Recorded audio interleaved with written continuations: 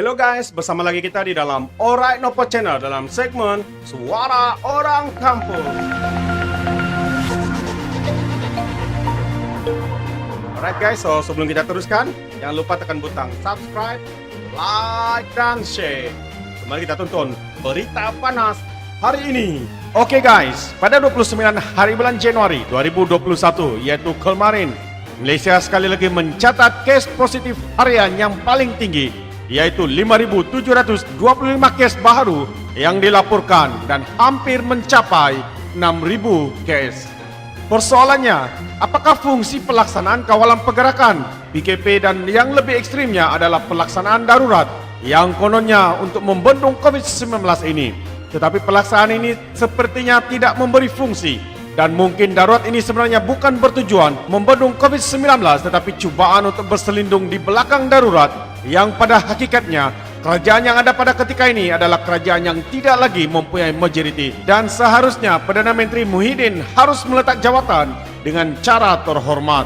Rakyat Malaysia meminta supaya pelaksanaan kawalan pergerakan yang dilaksanakan harus diperketatkan supaya dapat membendung COVID-19 ini dengan kadar yang segera. Namun hari ini kita sekali lagi dikejutkan kenyataan Menteri Kewangan Tengku Zafrul. Jadi saudara dan saudari, mari kita ikuti berita selanjutnya. Kerajaan tidak akan laksana penutupan ekonomi penuh walaupun kes COVID-19, kata Zafrul. Malaysia tidak akan melaksanakan penutupan ekonomi sepenuhnya meskipun angka penularan COVID-19 terus meningkat, tegas Menteri Kewangan Tengku Datuk Seri Zafrul Abdul Aziz. Menurut Zafrul, sebaliknya langkah besar seperti yang dilaksanakan kerajaan ketika ini akan diperkukuhkan sekiranya keadaan menjadi semakin buruk. Untuk senario yang buruk, kita akan mengambil langkah bersasar. Kita tidak akan melaksanakan penutupan ekonomi sepenuhnya, katanya lagi. Kita perlu fokus kepada pematuhan prosedur operasi standard SOP yang lebih ketat. Jika angka jangkitan menurun sekalipun dan kita tidak memberi tumpuan kepada SOP ketat, angka ini boleh kembali meningkat. Zafrul pada masa yang sama berkata, kerajaan akan terus memantau sekiranya wujud keperluan mengetatkan perintah kawalan pergerakan 2.0 yang sedia ada. Meskipun kita saksikan angka jangkitan mendatar, kita akan terus memantau sebelum membuat sebarang keputusan sama ada mau meneruskan sekatan sedia ada.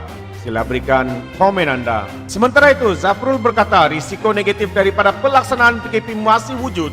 Meskipun kerajaan melaksanakan langkah rangsangan termasuk memperuntukkan belanjawan 2021 yang terbesar. Wujud risiko, kami akan terus mengawal penularan COVID-19 supaya lebih banyak sektor ekonomi boleh dibuka. Pelaksanaan kawalan pergerakan 2.0 ini berbeza kerana 90% sektor ekonomi yang menyumbang kepada keluaran dalam negara kasar dibuka. Cuma kita lakukan sekatan aktivitas sosial, katanya. Justru, Zafrul yakin sasaran pertumbuhan 6.5% hingga 7.5% bagi tahun 2021 masih boleh dicapai disokong segala langkah rangsangan yang diwujudkan. Sementara itu, Zafrul berkata sasaran defisit fiskal masih kekal pada 5.4% tahun ini susulan perbelanjaan besar melalui pakej rancangan. Masih terlalu awal untuk menilai, katanya. Jika kami perlu menyuntik lagi pakej rancangan, kerajaan akan lakukan dan ia sudah pasti akan menjejaskan sasaran defisit fiskal. Namun jika ia membantu pertumbuhan KDNK dan pendapatan, sasaran defisit fiskal masa kekal, katanya lagi. Jadi saudara dan saudara, apa yang sudah terjadi dengan pikiran kepada menteri-menteri Perikatan Nasional, khususnya Perdana Menteri dan juga Menteri Kewangan Tengku Zafrul, sehingga berkata seperti ini. Jadi saudara dan saudari, terima kasih kerana mendengar dan menonton video ini. Fikirkan, dan sebelum saya mengundurkan diri, seperti biasa peribahasa mengatakan, tapapun kangkap, dua tahun keinginan. Sekian, bye-bye.